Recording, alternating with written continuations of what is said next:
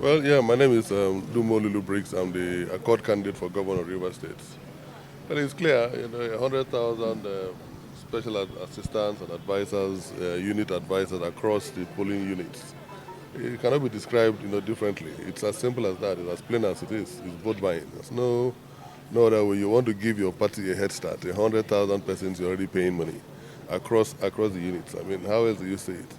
But my concern is that this Goliath is too afraid. You have structures, you're big, you're in government, yet you want to employ underhand tactics to gain some advantage. And it's very unfair. I think that INEC, right?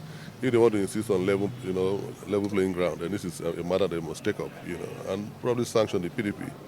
Once they sanction them, because it's the government doing that, it's the PDP government.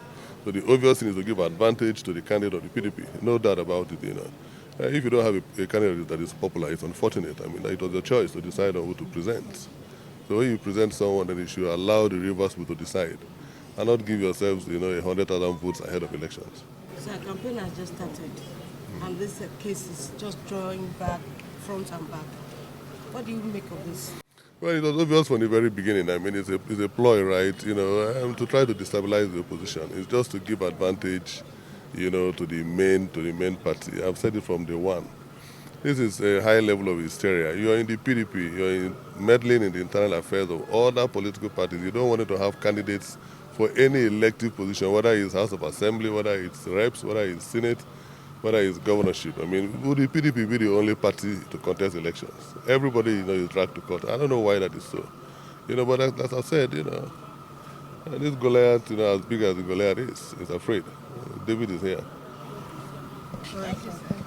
What happened in court? My name is Abdul Hamid Mohammed, a senior advocate of Nigeria. Well, what happened today is that we took a date for us to proceed.